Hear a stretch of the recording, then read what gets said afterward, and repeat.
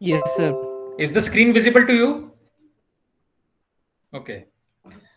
Now, today we will discuss the protection system and its attributes.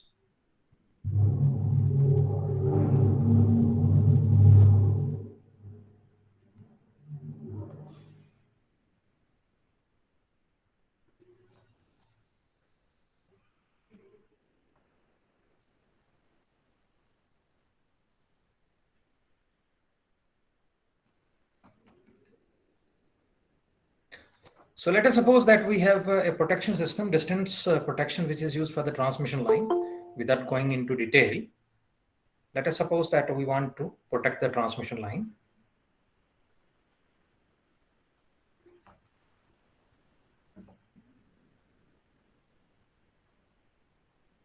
Here we will be having this CT, which is connected to it.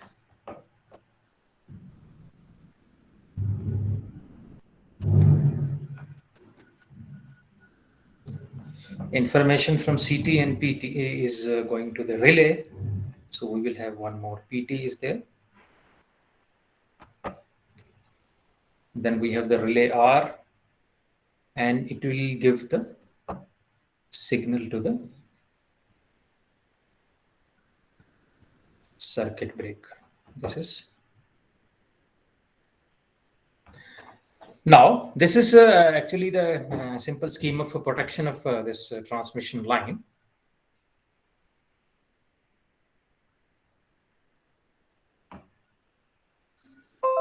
So we have the components of this protection are CT and the PT, and which is the signal from CT and PT is going to the relay, and relay will give the signal to the circuit breaker whether to close the contact or open contact. So every protection system will have these basic components, and if you see in a non-directional overcurrent protection, if let us suppose that a non-directional overcurrent protection is there,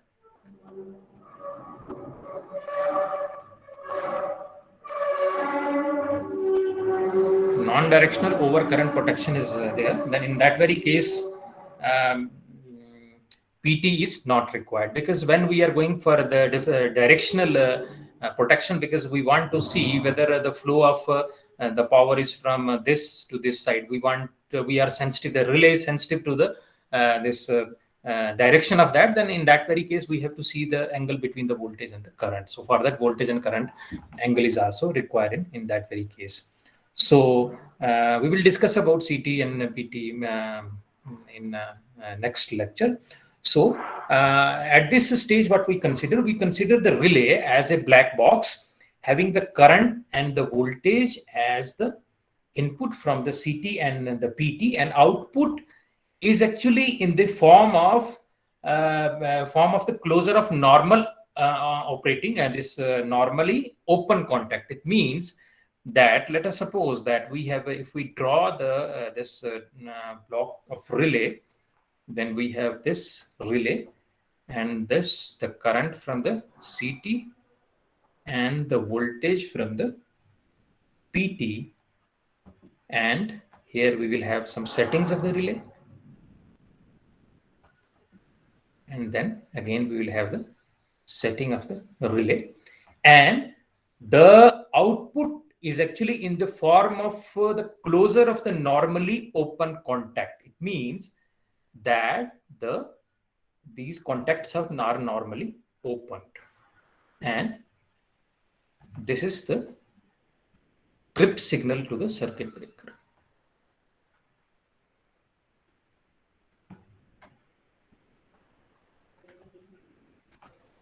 So this is the basic diagram of this relay. We will have CT and PT as the input, and these are setting, plug setting, and time setting that we can discuss in the next lecture when we are having when we discuss the detail of this relay. And these are actually the output is normally open contact, if you see.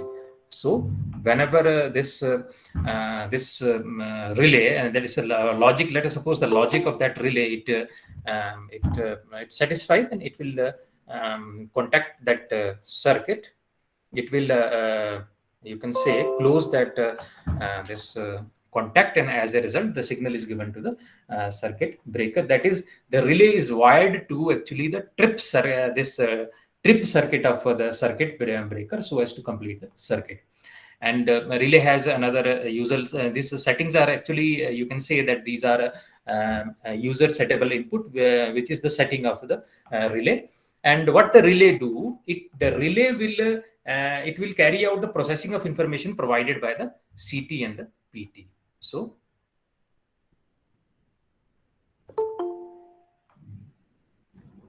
processing of the information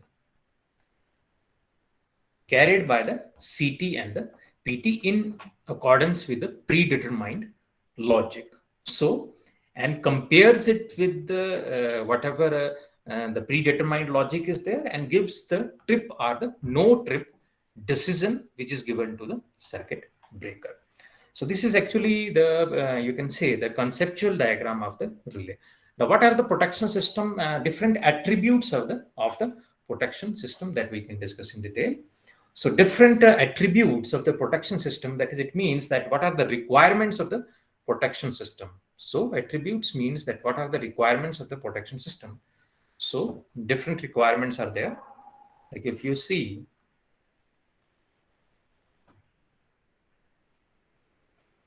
sensitivity, selectivity,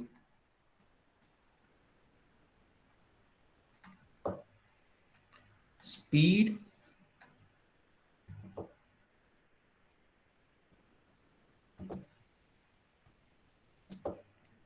and this discrimination,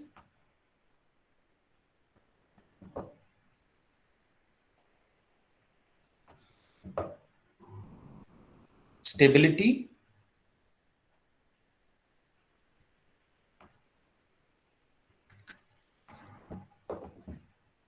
reliability,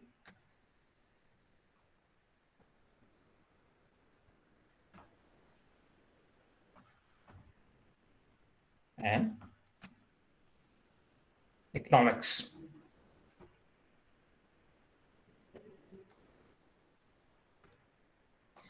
So these attributes of the protection system, it will be applicable to any equipment which needs protection. So these are applicable to any equipment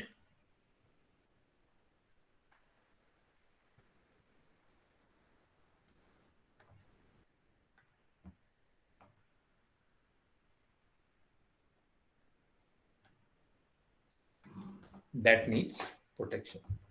So from this, you will see the first is the sensitivity. So can anyone can tell me that what is sensitivity? How you can define the sensitivity? Any idea? Can anyone can tell me what is sensitivity?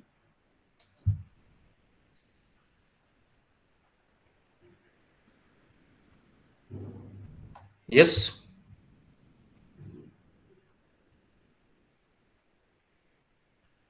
Abrar.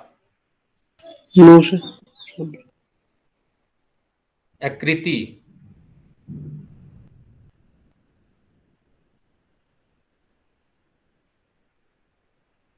Anyone can tell me that what is sensitivity? What is sensitive? How what we can call it as a sensitivity?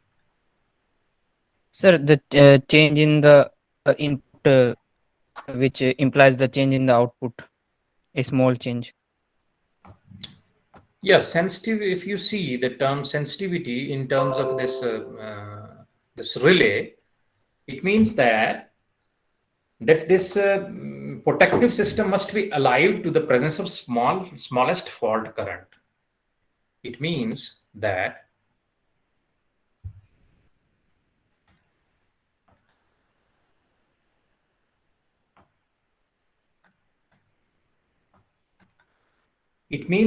this is protective system must be alive to the presence of smallest fault current.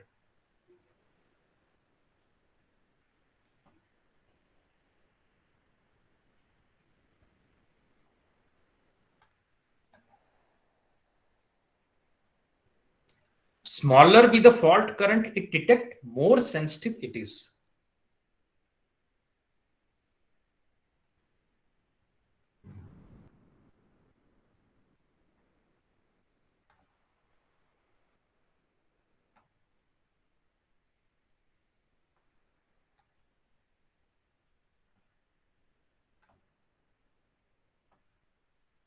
Okay, so it means, let us suppose that we have a system,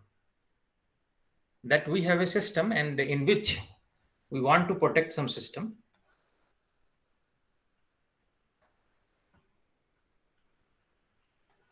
And in this case, in the system, if you see that, let us suppose that full load current of the system is 200 amperes. And let us suppose that fault occurs in the system, but the fault current of the system would be 150 ampere. It means that though the fault occurs in the system, but fault current is less than the full load current, but it can sense. It means that it should be sensitive enough to, you can say, it must be sensitive enough to just the presence of the fault current in the system. And whenever, if you see, whenever a fault occurs in the system, what happens? This voltage goes down. That is, the voltage is reduced. Equipment voltage is less than what is there for a specified range, and as a result, the equipment got damaged. And as a result, it got damaged, and fault current also, it produces the negative and zero sequence voltage and the current. It means that it produces the negative and zero sequence voltage and current. And what it does, the heat is produced because of these voltages and current, negative and zero sequence voltages and the currents. The heat is produced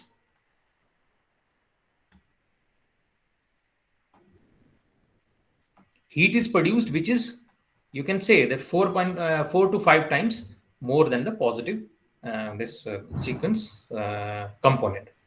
Now, in case of so device with good sensitivity can protect any device. So sensitivity should be good. Device with good sensitivity can protect any device. Now, second one is the selectivity.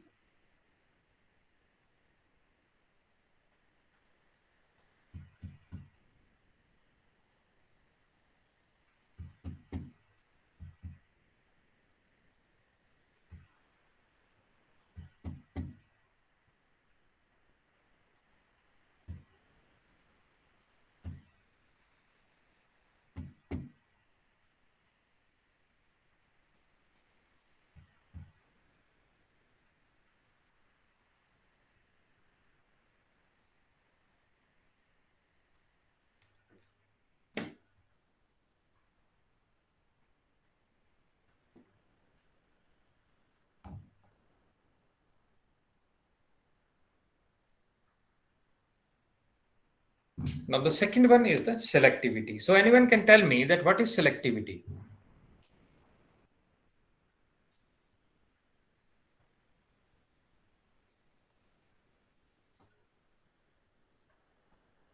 What is selectivity?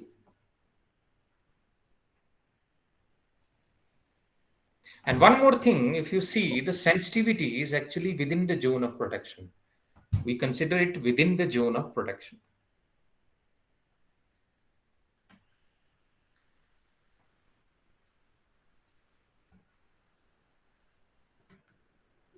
That is, it must be sensitive within the zone of protection, that is, which is for the system for which it is intended to protect the system.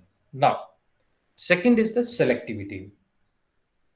Now, selectivity, what do you mean by selectivity? Selectivity means that the protection system must be selective in isolating the faulty element from the, you can say, from isolating the faulty element from the healthy element. So if you see, whenever the fault occurs in the system must be selective so that it can isolate the faulty element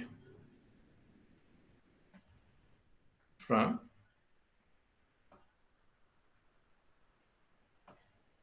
healthy element. So it must isolate the system from the this faulty element from the this healthy element, and it will cause the minimum disruption to the system, so that we will have the minimum disruption. It means that the outage of the system would be minimum. That is, outage and duration of power interruption should be minimum.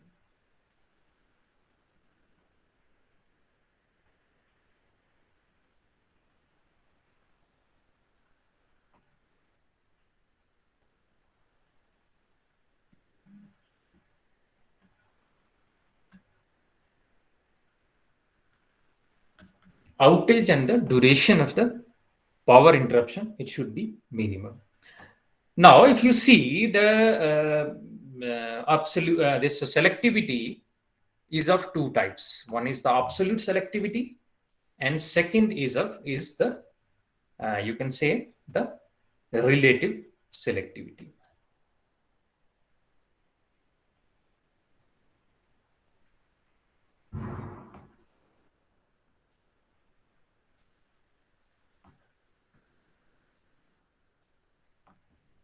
So first one is the absolute selectivity, and second one is the relative selectivity. Well, what do you mean by absolute selectivity? Absolute means that it protects the equipment or winding at a small distances. It means that, let us suppose that we want to protect the equipment, we want to protect the transformer.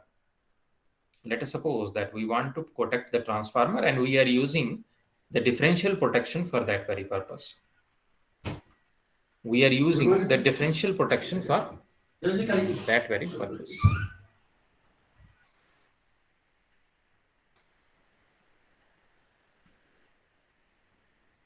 So it means that we don't have the protection with respect to any other operators here, that we are protecting it. We are protecting the operators only. So equipment, we protect the equipment or winding at a small distances like this. Now, second one is the relative, selectivity. Relative means that it is obtained by the coordination of different protective devices.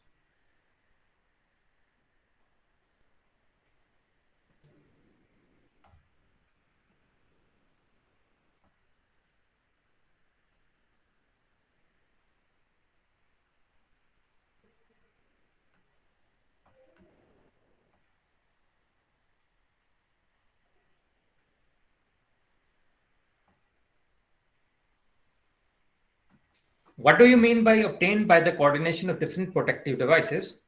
So let us suppose that we have a transmission line, three sections of the transmission line, two sections of the transmission line, which is in the bus bar A, B, and C. And let us suppose that relay R1 is connected here, relay R2 is connected here. Now, let us suppose that fault occurs within this A and B section. So we must be selective in that, but we must be selective relative to this R2. That is, the relay of the R1 must be selective related to the R2, because R2 is also providing the backup protection that we can discuss in the this when we are studying this backup protection. So one is primary and one is backup protection. You can say that one protection is provided by this relay to this section. However, the backup protection, let us suppose, is provided by this relay too, with some time. This you can say time delay. Now, it is due to the fact. Let us suppose that R1 fails, then R2 will work. We can discuss detail in that. So this type of selectivity is obtained by the coordination of the relay R1 and R2 using the standard procedure. And the examples which is used for this what type of relays are used, examples are, you can say, the distance and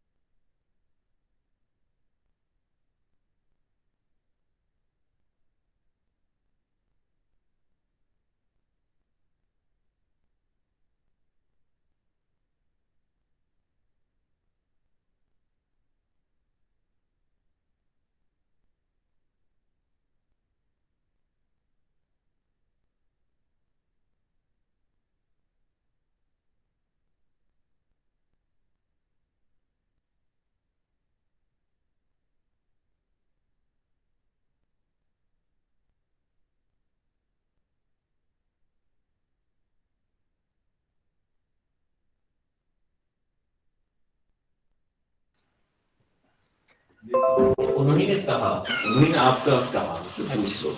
अच्छा उन्होंने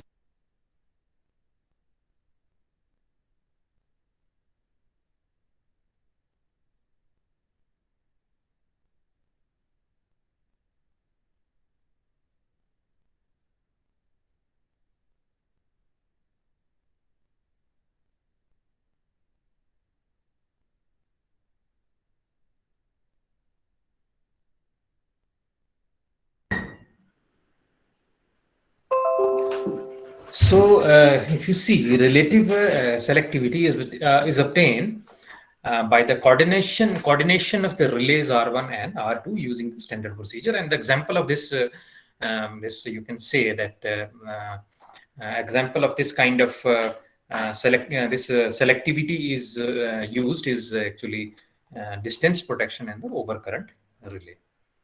So, example is distance protection and overcurrent. And you can say the possibility of the failure to operate or failure of the relay and the circuit breaker should be considered in determining the selectivity of the protective relay. So this is about the selectivity. Now, third one is the speed.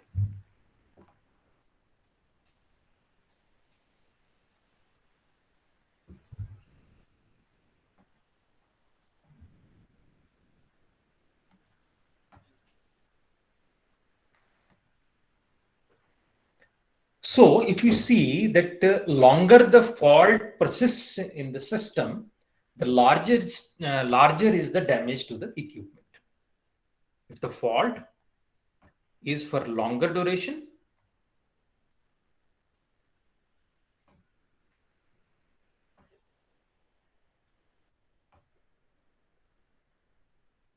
then you can say the larger be the damage to the system.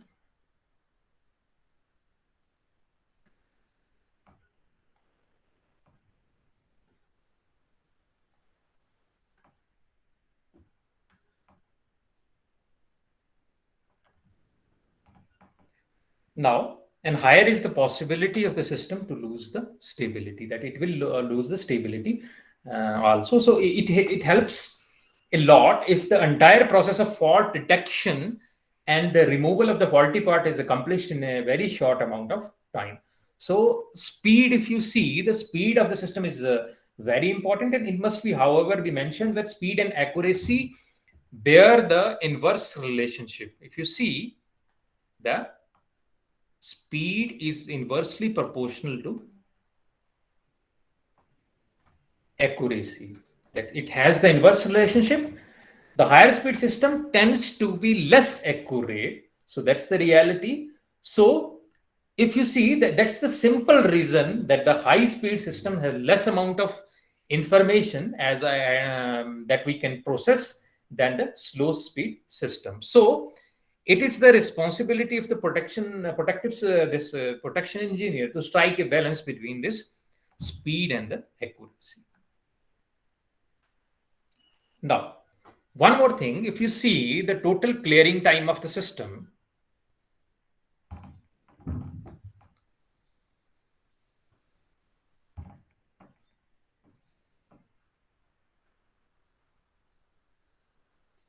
the total clearing time is the time required for the fault to clear. So total clearing time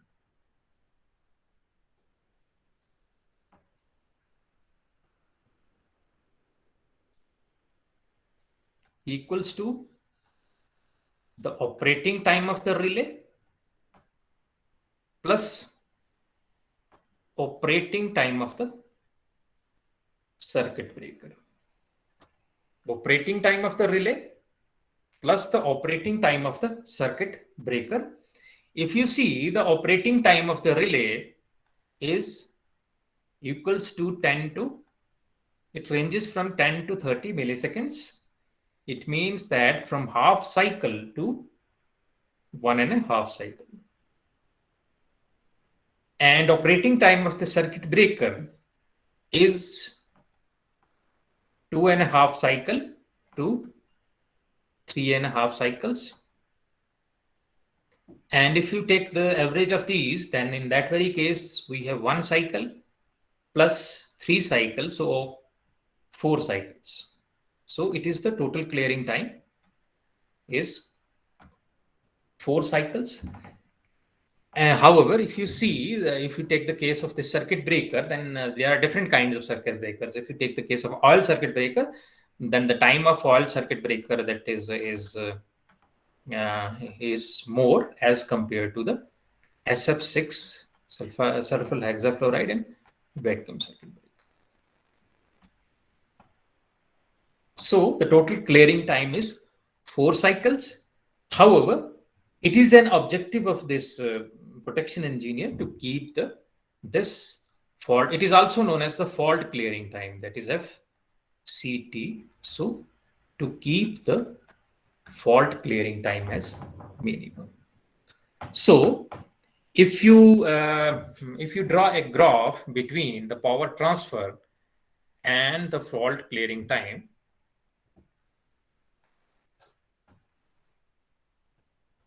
this is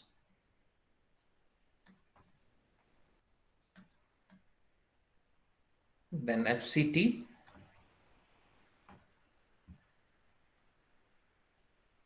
LG, then we have LL, LLG.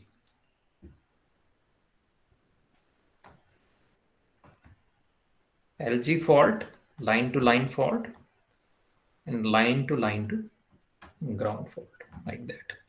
So if we have less fault clearing time, if fault is clear instantly, if you see in a transmission line, let us suppose the fault occurs. So the transmission lines transmitting the bulk amount of power, the power must be shed by some other lines, and we will get the more time to transfer the power of the faulted line. Then we have to what we have to do, we have to reduce the fault clearing time, and in most of the cases the fault clearing time is you can say is nearly about 4 cycles. So this is about the fault clearing time.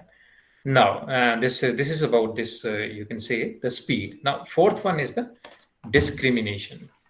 So fourth one is the discrimination.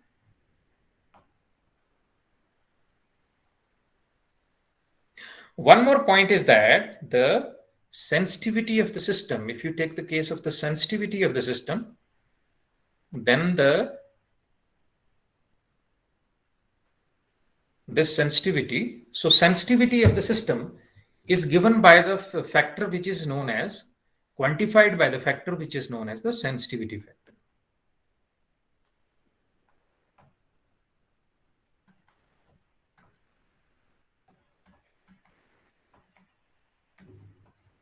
So and it is actually related with the full load current of the feeder or the rated current of the device that we can discuss. So so it depends upon this sensitivity factor, actually depends upon the what type of sensitivity we want, and that is and there are different type of components, one like the sensitivity relay and the system. So whether we want the sensitivity of the relay or the sensitivity of the system.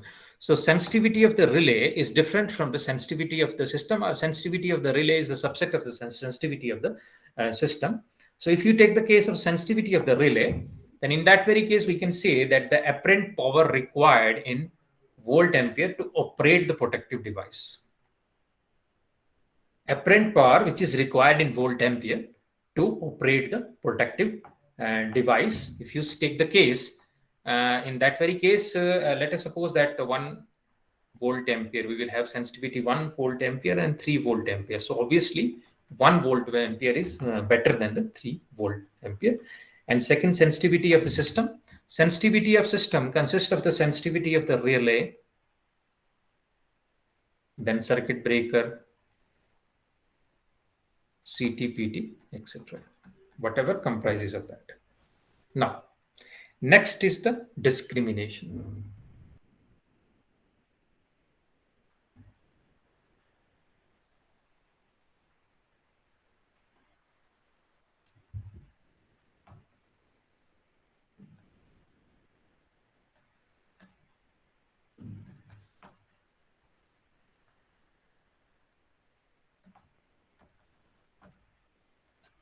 So what do you mean by the discrimination? Discrimination means the ability to discriminate even when the fault current should be greater than the full load current.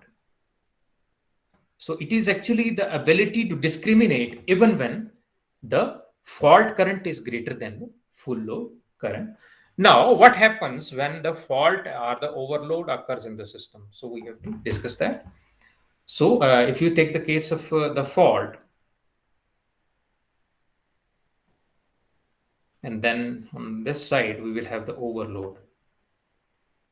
What happens when the fault occurs in the system? If the fault is there in the system, there is the abnormal stoppage of the current.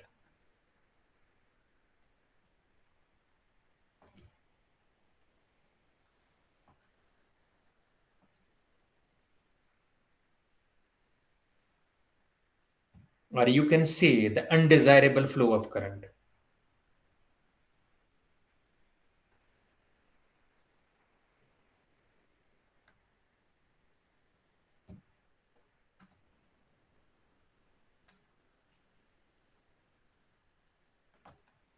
And what happens when the overload occurs in the system? Gradual increase in the current above the rated value.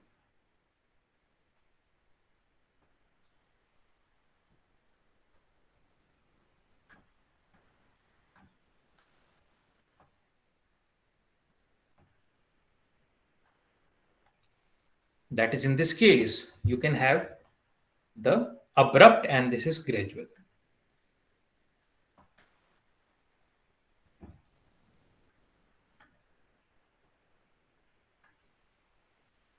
This is abrupt and this is gradual. Now, if you see, we have in this case, we have the immediate harm.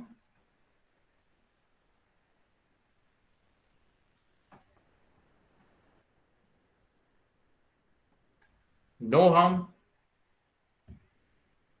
Then if you see that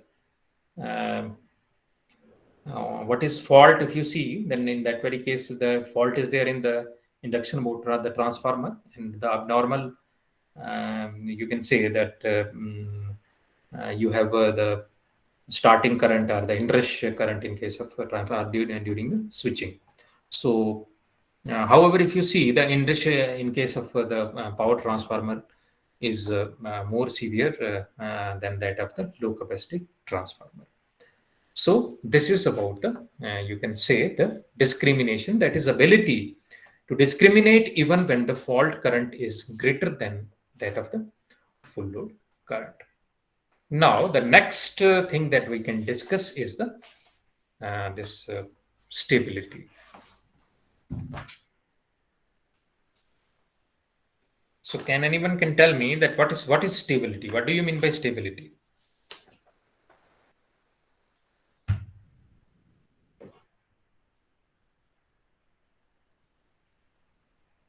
Anyone can tell me what is stability? Yes, Ankit. What is stability?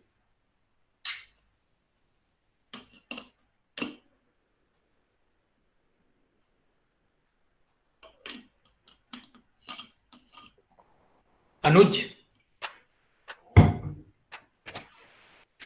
What is stability?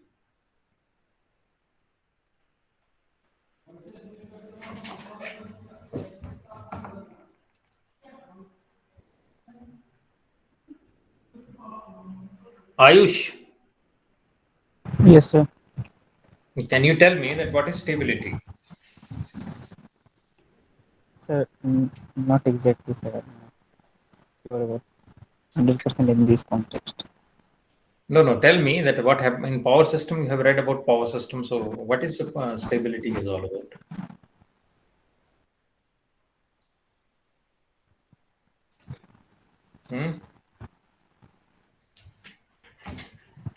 Sir, the current flow should be stable, sir. Power flow. No, in terms of power system, from the power system perspective, you can tell me that what is stability? Sir, not remembering, sir. Yes. Then after that, Bisma. Yes, sir. So can you tell me that what is stability? Sir, stability, I can say that it's a resistance to any unwanted change by the system. Okay, no, we can say Not of. that. Okay. Any other?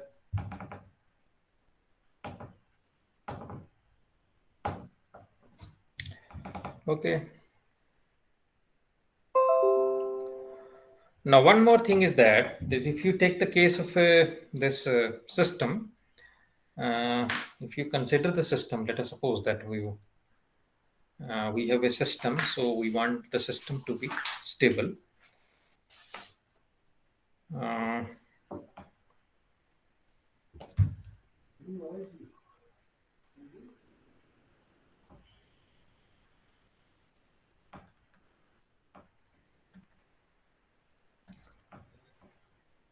If you see that this the power system should be able to discriminate between the fault and the loading condition, even when this fault current is less than the full load current.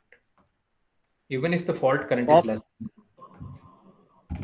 even if the fault current is less than the full load current. Hello sir हाँ बताओ. Sir one question sir अगर fault current less than होगा full load current से तो protecting element sir discriminate नहीं करेगा protection क्या करेगा? सर प्रोटेक्टिंग जो सिस्टम है अगर फॉल्ट करंट लोड करंट से कम रहेगा फुल लोड करंट से तो वो डिस्क्रिमिनेट नहीं करेगा दोनों के बीच में. नहीं करेगा. क्यों नहीं करेगा? तभी तो हम प्रोटेक्टिव सिस्टम लगा रहे हैं. सर आपने वो कंडीशन ऐसी लिया ना फुल लोड करंट अरे fault current greater than full load current then protecting element discriminate. नहीं, वो डिपेंड करता है. देखो क्या है ना कि कई बार हम ऐसी कंडीशंस देखते हैं कि फॉल्ट करंट, जैसे अगर हम फॉल्ट हमारा ग्राउंड फॉल्ट आ गया तो उसमें जीरो सीक्वेंस कंपोनेंट होगा और अपना नेगेटिव सीक्वेंस कंपोनेंट होगा, तो वो कंपोनेंट हम देख लेंगे तो रिले ट्रिप कर जाएगी.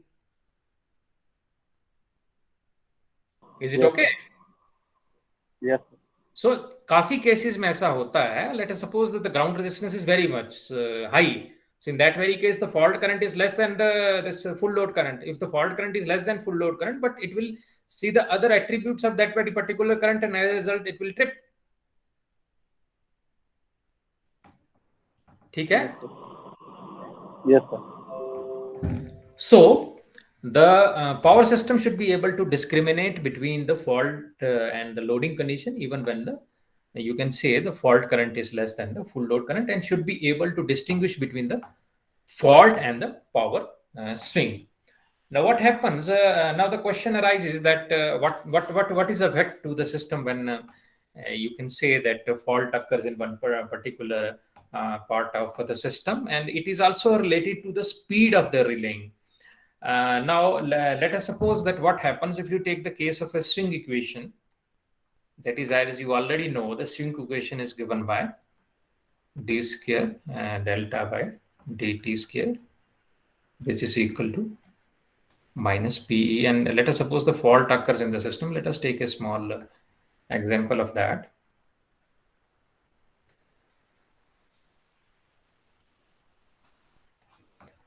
We have a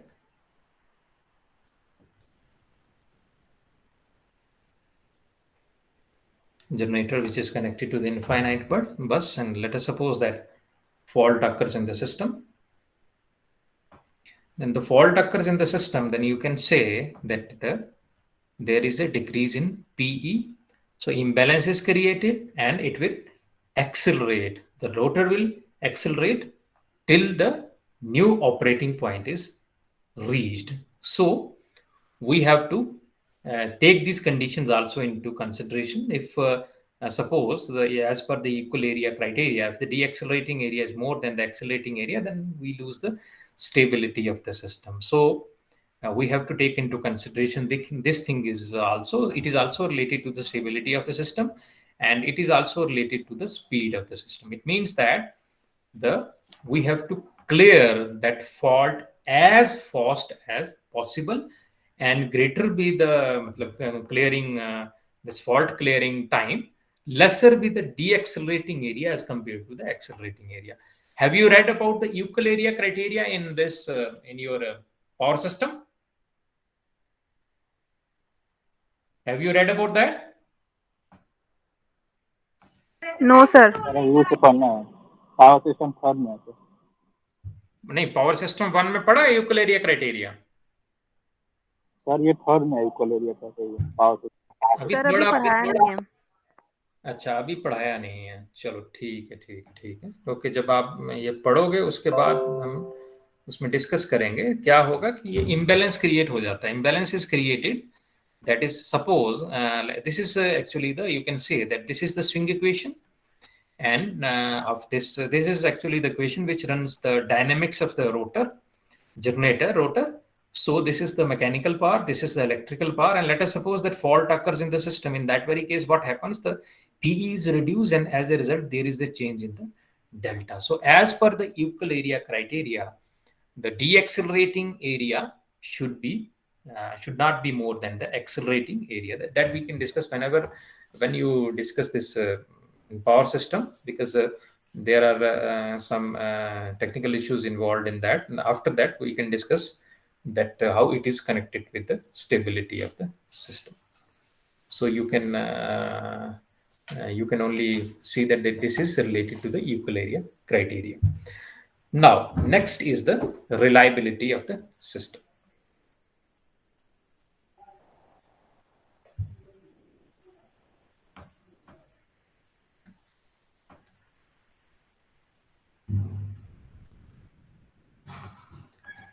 So what is the reliability? You can say that it is the ability of the power system to operate properly during the period they are in service.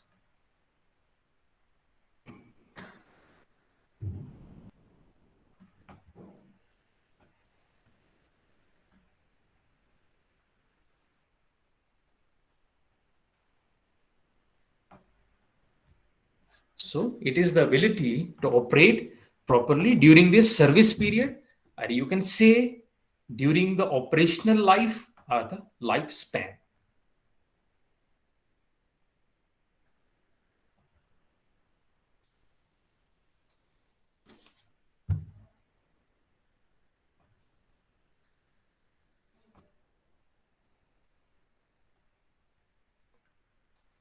And this reliability is inversely proportional to the probability of the failure.